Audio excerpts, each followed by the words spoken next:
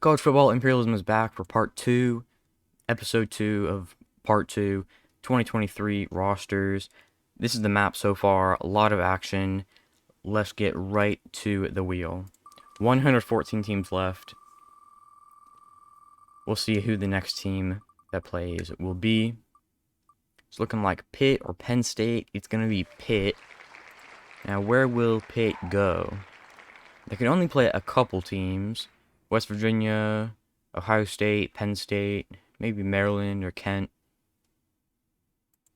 Where is the arrow going to go? It looks like they might play Kent.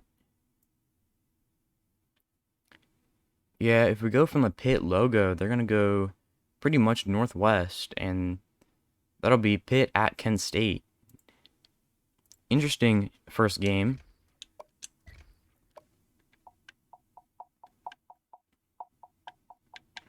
There are the Panthers, an 86 overall. Kent State, the worst team in FBS this season. Can only imagine how this will go. 68 overall Kent State with a 65 overall offense against an 86 overall Pitt. I set that up wrong. Wow, it should be Kent State. Kent State's the home team. My bad, y'all.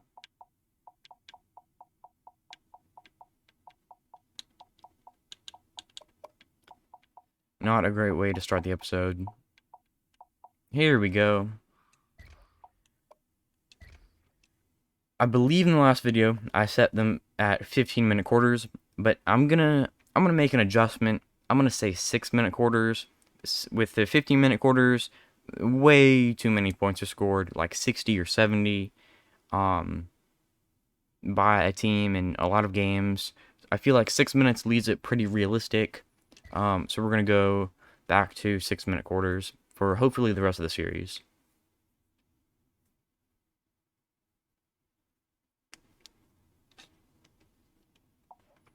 Kent State, their top player is their kicker. Then their running back in a corner. Pitt's top player is also a kicker, then a running back and a wide receiver. But overall, much more talented players play for Pitt. The historic Pennsylvania and Ohio Canal. This is Kent, Ohio.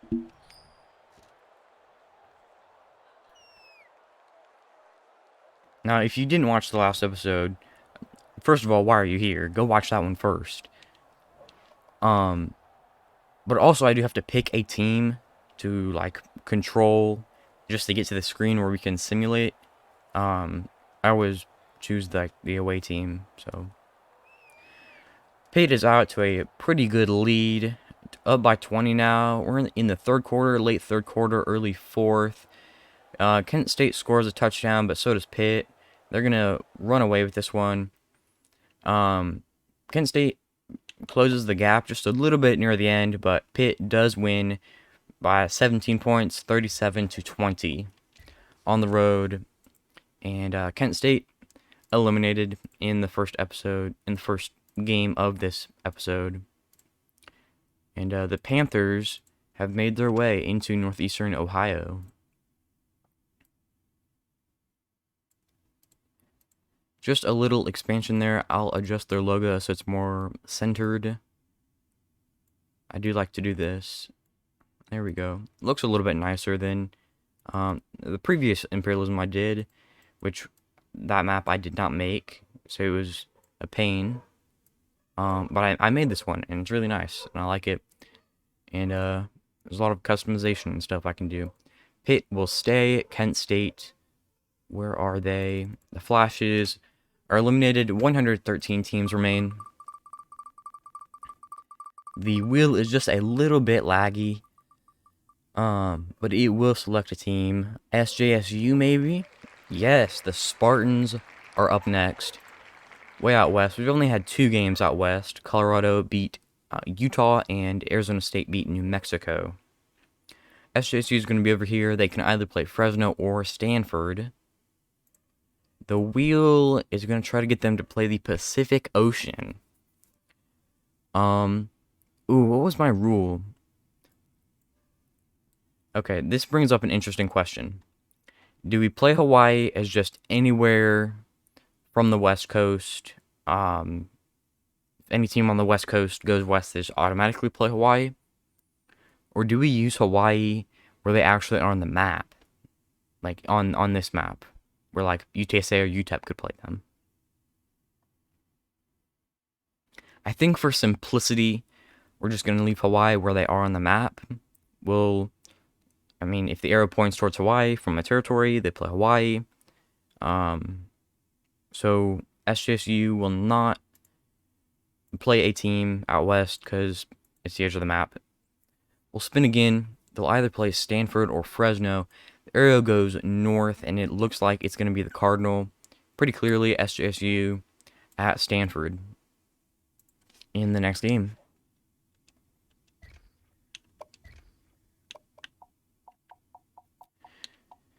Stanford is not great, but neither is SJSU. Shockingly, San Jose State is actually a higher overall than Stanford. The Mountain West team is a higher overall than the Pac-12 team. 79 overall for the Spartans and a 77 overall for the Cardinal. This is a rivalry game. They are pretty nearby. They don't really compete on the same level anymore. At least their competition isn't, because they're at about the same level right now, seeing as their overalls are so close. Stanford has the best kicker I've ever seen. Stanford has a 98 overall kicker. This guy's making 70-yard field goals. What's that about? That's incredible. They must have a special teams coordinator who can develop. SJSU's top player is also kicker, but he's only an 81 overall, which is solid, but nowhere near a 98. That is ridiculous. Super Bowl 19, and now we're in Stanford Stadium to bring you today's game.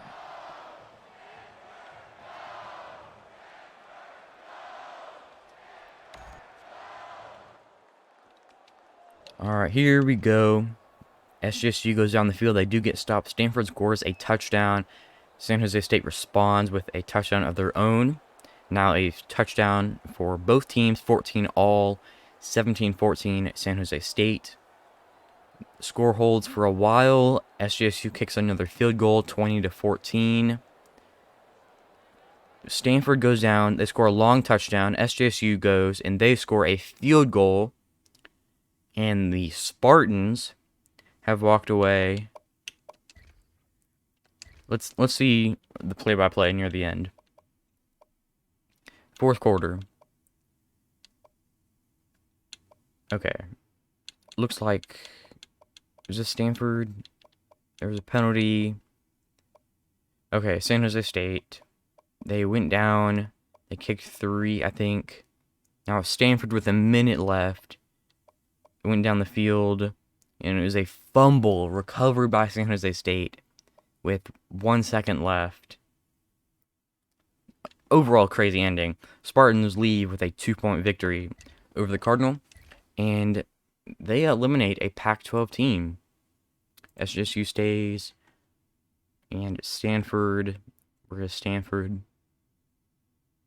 There they are. Off the wheel and off the map in just a second. No. Don't. Okay, well, here we go. We're good. We're good now. We'll just eliminate this little border here. Go ahead and delete the bay. No one needs the bay. Although it does sort of serve that as that border. We'll leave that. We just do need to remember that SJSU has all this territory, and it's not Cal's. Shouldn't be that hard to remember. But they do have the same color. Almost. It's just a slightly darker color of yellow for Cal. Shade of yellow. So, the Spartans, a good start out there on the West Coast. They could do a lot. They could be a sneaky team out there. Another team, the next team, will also be on the West Coast. It'll be Oregon. Mighty Oregon. They could play Cal, Oregon State, Nevada, or Boise. Just depends on where this spinner lands. It's going to be northeast. And that is obviously Oregon State. Feel pretty confident about that. Yep. Clearly the Beavers there. So we'll get Civil War. That's the name of this rivalry. Ducks on the road, Beavers at home. Very good rivalry, I might say. Oregon is a 91 overall. Oregon State is an 86 overall. Offenses for both teams are very good, but the Oregon State defense is lacking a little bit. The Beavers, they have home field advantage. They play really well in Corvallis. So we'll see if that applies to this game here. Tyrese Fuaga is Oregon State's top player, and Bucky Irving is Oregon's top player. We're about to bring you one of the most played college football rivalries. They've been doing battle since 1894 in what's known as the Civil War. This coin toss presented by Nissan. Innovation that excites. Let me turn the volume down, because it sounds like that announcer is super loud. There we go. We don't really need to hear what the announcer says anyway.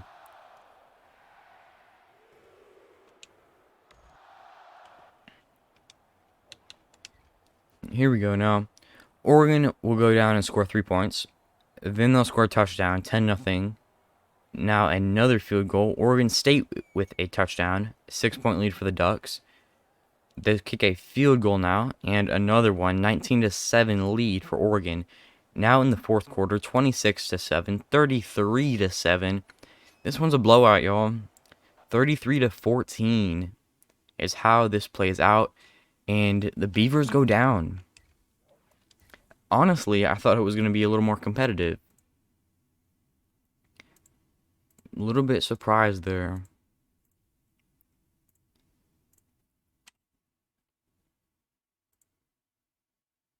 We'll just get rid of this border here. And Oregon has sole control of their state. The largest territory out west so far. Oregon State goes, sorry Beavers, 111 teams now.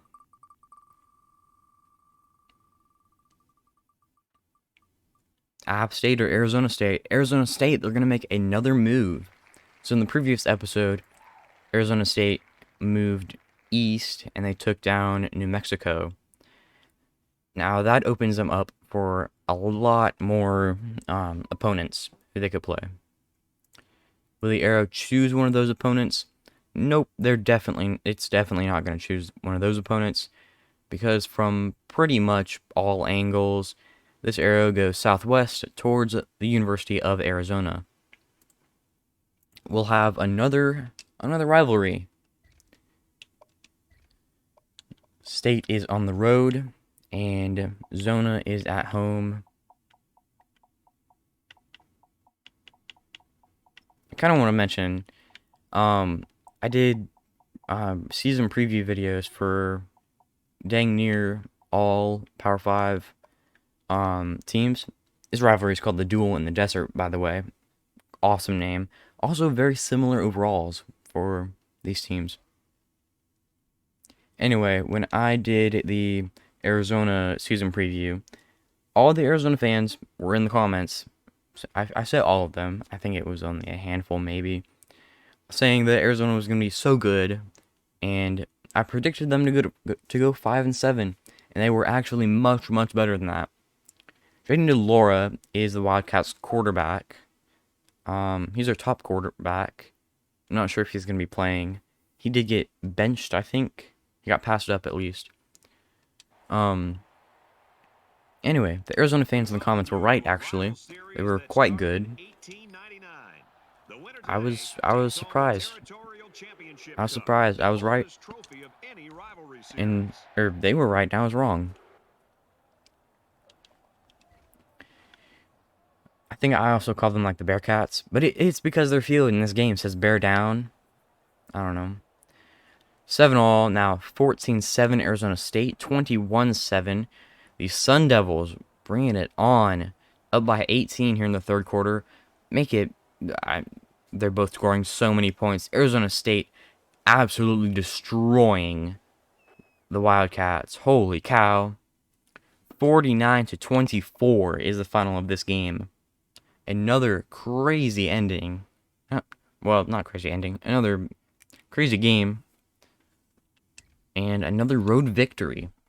So the Sun Devils, one of the worst Power 5 teams this year, have won 2 games against teams who, well, I'm not really sure if New Mexico is better than them.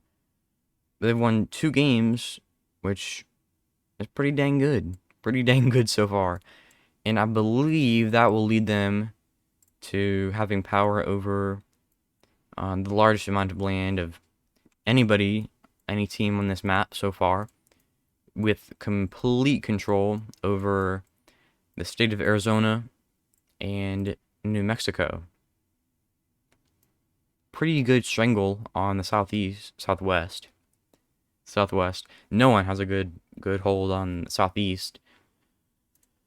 Arizona State stays 2-0. Very impressive. Very impressive. Wildcats are gone.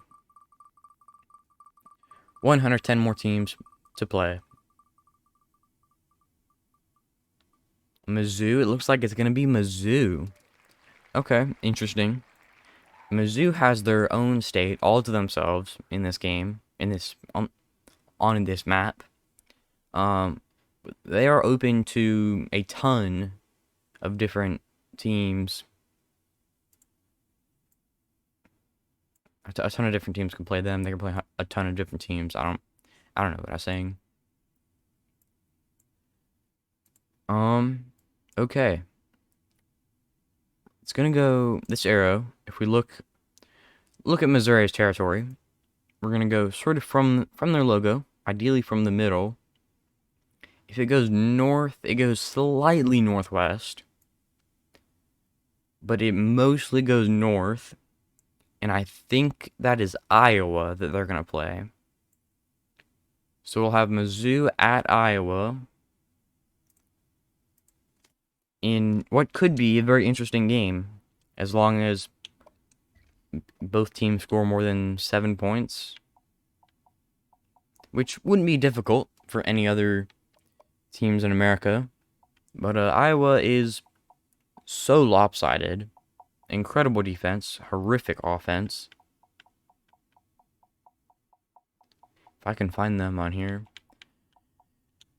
The Hawkeyes are an 84 overall with an 88 defense, but a 79 offense. I'd argue it should be a lower overall than that. Now, Mizzou was a very solid team this year. They won the Cotton Bowl. They beat Ohio State.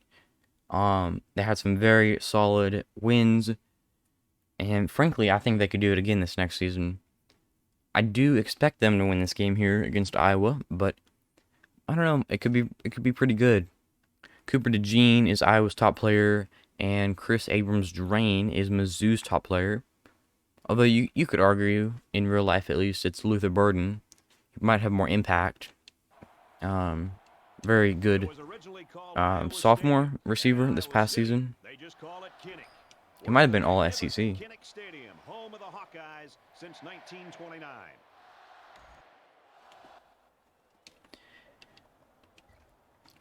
Iowa Stadium is completely packed. They do score 3 points. They led Mizzou 3-0 for a little while.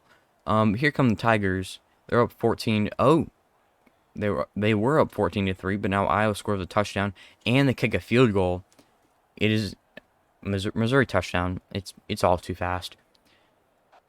Mizzou won, but Iowa, they scored 19 whole points. That is might even be a milestone for the Hawkeyes. Missouri wins 28-19 in Des Moines. I'm like 95% sure that's where Iowa plays. Hold up, I have to look that up now. I'm gonna be really upset with myself if I said Des Moines and it's not in Des Moines. No, Iowa City. I knew it was Iowa City. I'm sorry, Iowa and Iowa State fans. I got that mixed up. That's my bad. That's something you shouldn't get mixed up. I'll take the blame for that one. I mean, there's really no one else to blame. It was just me. Anyway, Missouri has beaten Iowa, and Iowa loses, and I've made all their fans mad. Incredible combination. Pretty close colors now with Minnesota. Just have to make sure we don't forget who is where and stuff. Just a slight adjustment to the Tigers logo. They do extend a good bit farther north with a lot of control over the Mississippi River. I don't really know why that was relevant, why I brought that up.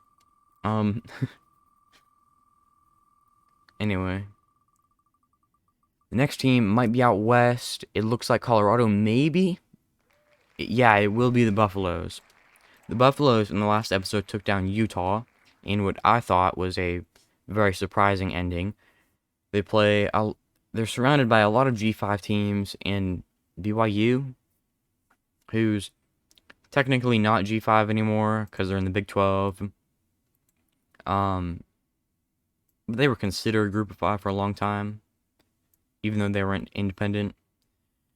The arrow is going to point southwest, and that Brigham Young team will be the one that Colorado plays in this next game. Headed out to Provo on a mission to take down all the Utah schools.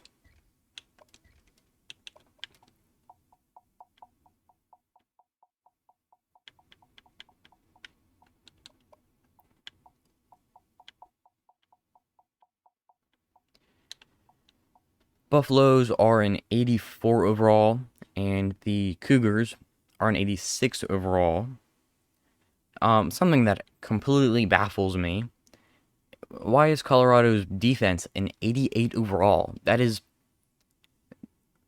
are we sure that that's not their offensive rating? Like, their offense was okay. I mean, it might have even been good. Their defense, though, their defense was atrocious from what I watched.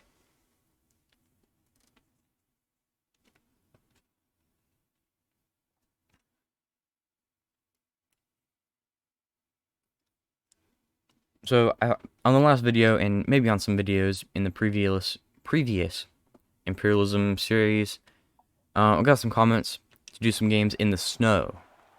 I have no problem with that. Frankly, I could have done it for this game. So I might try to do a snow game if we find ourselves in the Midwest this episode. We are currently nowhere near the Midwest in Provo.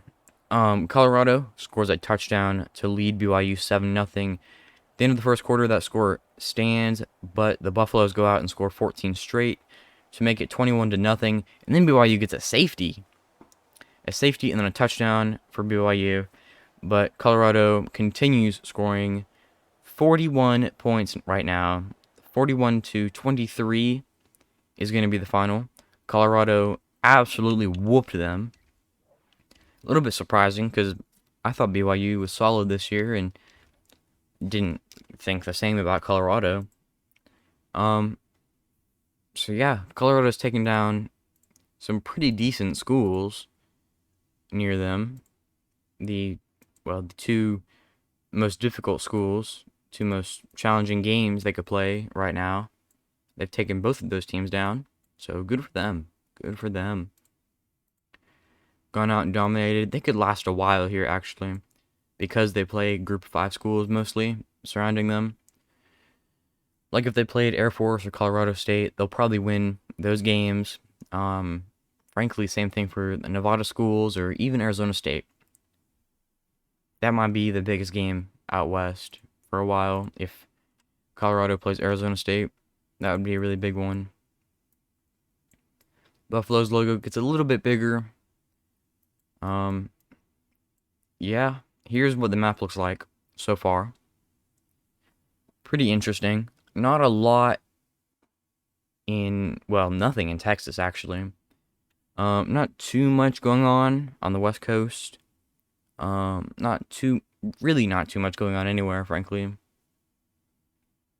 Yeah, nothing, absolutely nothing for Texas, Oklahoma, Arkansas, or Louisiana in that whole.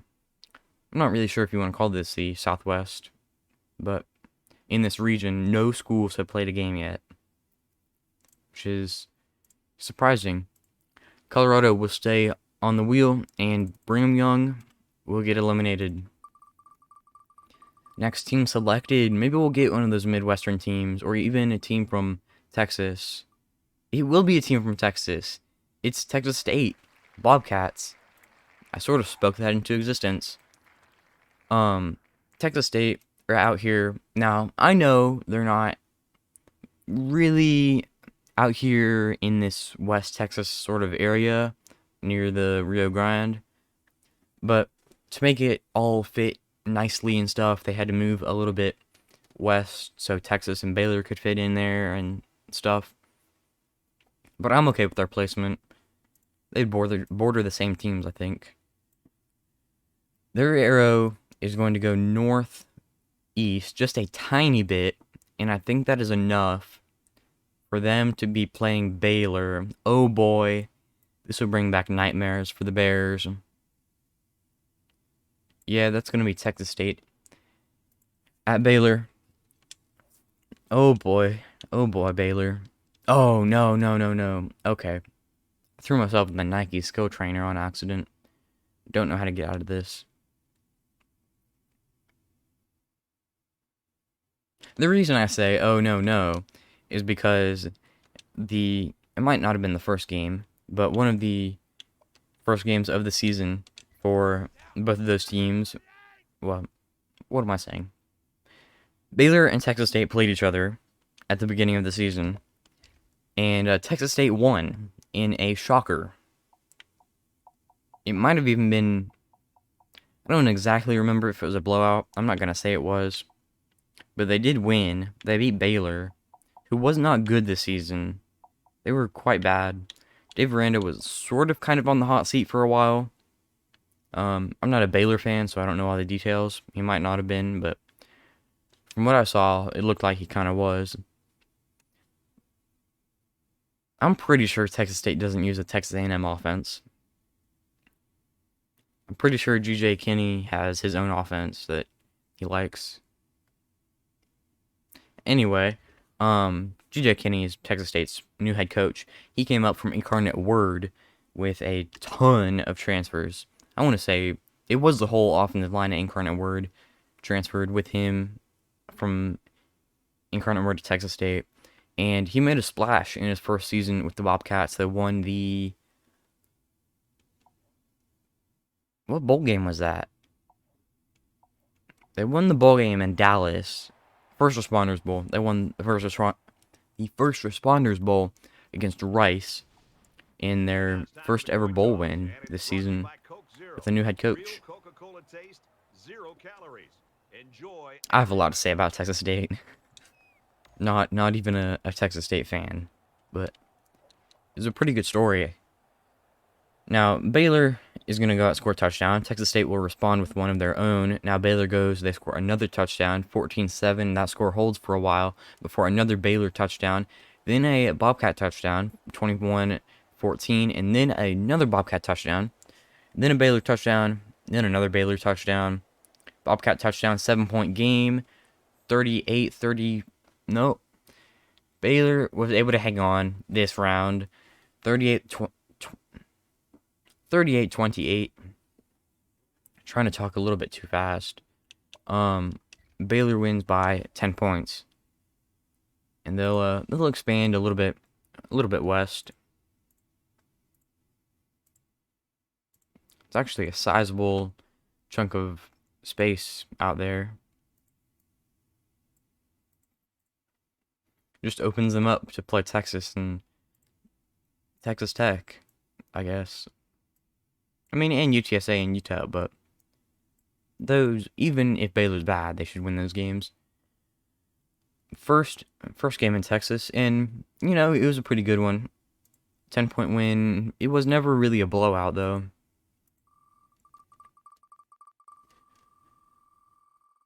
The next team, who are we gonna see? Will we go north? We will go north actually. It's Syracuse, the Syracuse Orange. Now they are one of those teams where they can come up here, and if they go to the east, they just take Vermont. They take it because there are no FBS teams in Vermont. There's no one to play. They just sort of march in and take it. But they aren't going to play Vermont. They're going to play... Actually, I don't think they can play the Great Lakes. If they're going to play a game, it's either going to be Buffalo or Army. We'll spin it again. Because they couldn't play the Great Lakes. They are just going to go east now. They'll take the easy route and take Vermont. Oh, Syracuse. Someone has to take Vermont, I guess. If anyone even wants Vermont. Does anyone want Vermont? Probably not. Hope I don't have anyone from Vermont watching. If there is someone from Vermont watching, what are you doing? Why don't you have an FBS team? Get one. Football's cool. Don't be lame. Weird rant there, if you could call it a rant. Next team. Are we gonna see LSU play or Marshall or Maryland? It'll be Maryland actually. Maryland is in a super funky spot because there just isn't that much space in the state of Maryland. They could play a ton of different teams. They're gonna go north, which means they'll play a team from Pennsylvania. If we zoom in on the Maryland logo, they're gonna play Penn State. If that's going straight in a straight line, that is definitely Penn State. So they'll be going to College Park for a very sizable chunk of land for Maryland if they could win. Sort of just a thorn in Penn State's side, I would think. Now that Maryland isn't good, I do like to root for Maryland in the Big 12. But, you know, Penn State's really good. There are the Terrapins. And there are the Nittany Lions. 91 overall for Penn State and an 84 overall from Maryland. I set it up wrong again. My bad. Penn State is the home team, and Maryland is the away team.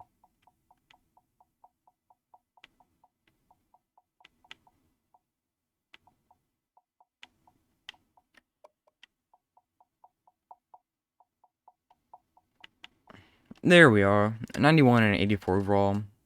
6-minute quarters in Happy Valley.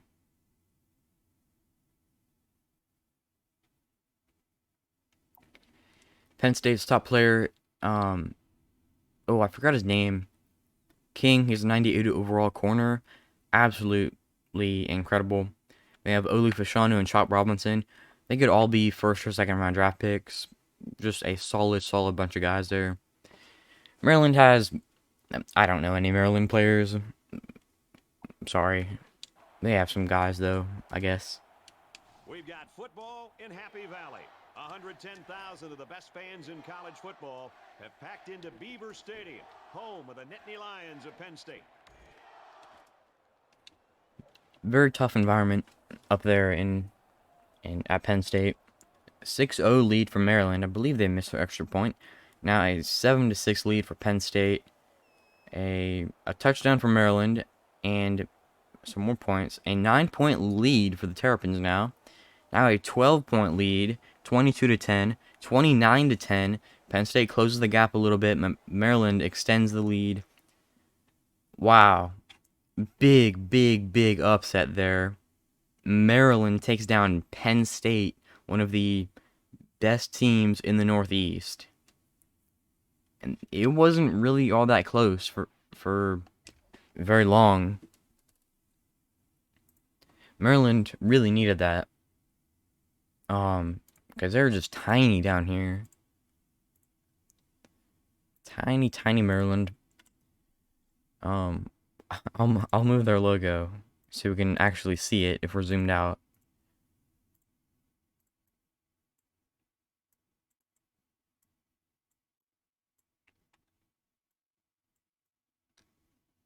There we go, that works. Cool, cool. They are, well, never mind. We'll get maybe 1 or 2 more games in here. Maryland stays, Penn State goes.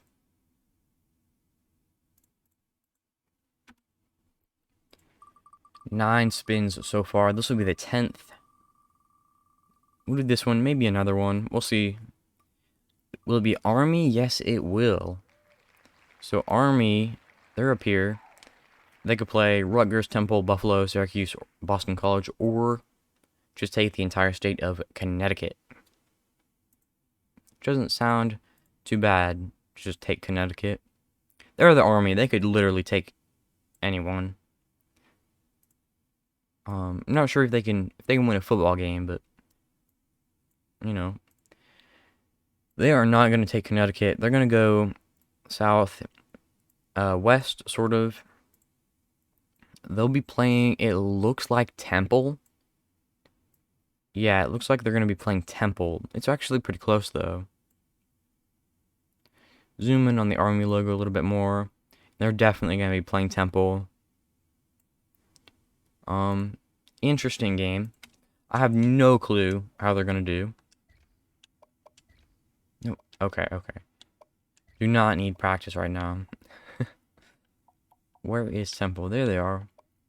I'm not sure if I love or hate Temple's like red box they usually have around their just white T logo. I'm conflicted. So pretty close overalls. Temple has a 77 overall team. Army with a 74 overall team. But Temple's defense is a good bit better than Army's. If Army goes out, I'll be a little bit upset. I do like to see Messi Stadium. Sort of a bucket list place to go watch a game. They're doing some pretty big renovations there, actually. Syracuse with some solid players. Army with some solid players. I'm not sure if they run the option in this game. We'll have to see.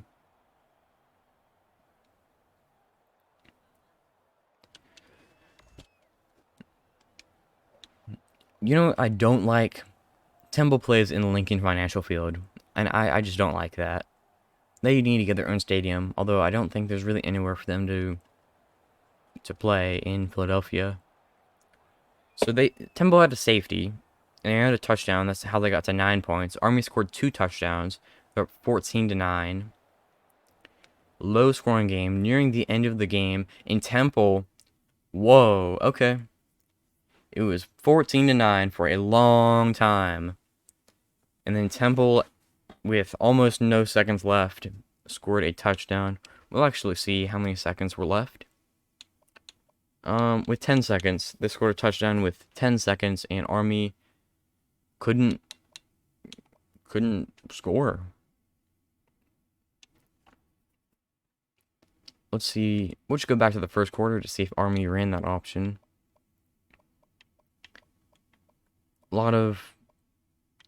There's a pass, couple passes, a lot of runs. I'm going to go ahead and say the Army probably did run the option, and Temple figured it out. The Owls will move on, and good old Army is eliminated. Sad to see. Always root for the military academies, and Army is the military academy that I root for in the Commanders in Chiefs trophy in those rivalry games. We're going to move the Temple logo a little bit farther north to sort of balance out their new and old territory. pretty sizable chunks of land for a couple of these teams here in the Northeast. We're gonna go ahead. We'll play one more game here. Army eliminated. Maybe we'll get that one Midwest game so we can see a snow game here. Will it be Temple? Oh, it'll be Temple again. Well, Temple's gonna go on the road. Maybe if they play, I'm not even sure if it snows in Maryland. It probably does. They won't play Maryland, so it doesn't even matter. They're definitely going to be playing Rutgers.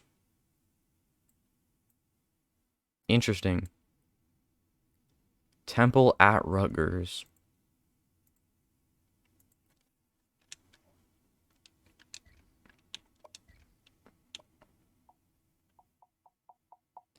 We didn't have a great opportunity in this episode to do a snow game, but since we're here at the end, I might as well.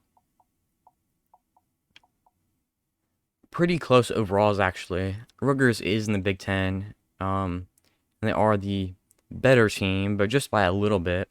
Their defense is solid, and I believe they have a pretty good running back. I might be wrong. We'll go ahead. We will, let's see. Did we go medium snow or heavy snow? We'll go medium snow. Medium snow. 6 o'clock game.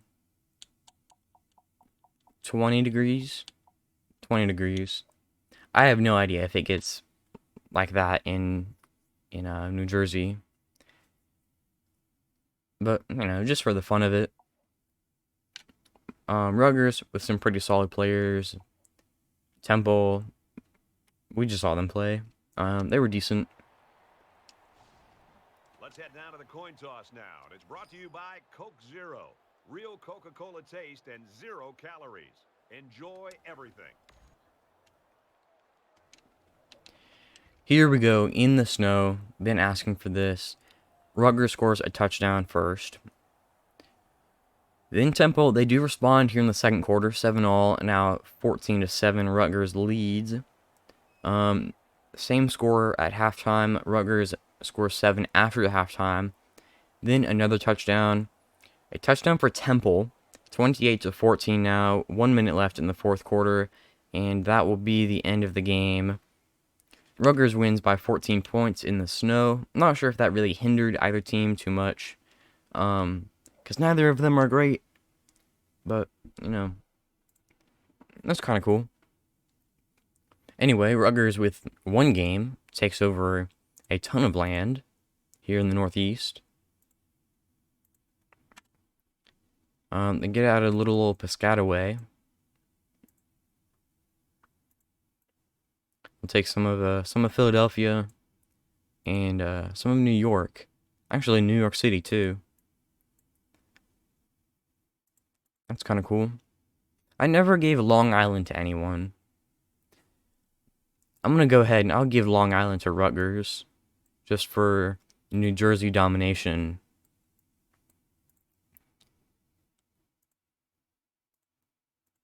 There we go. That's pretty good, right?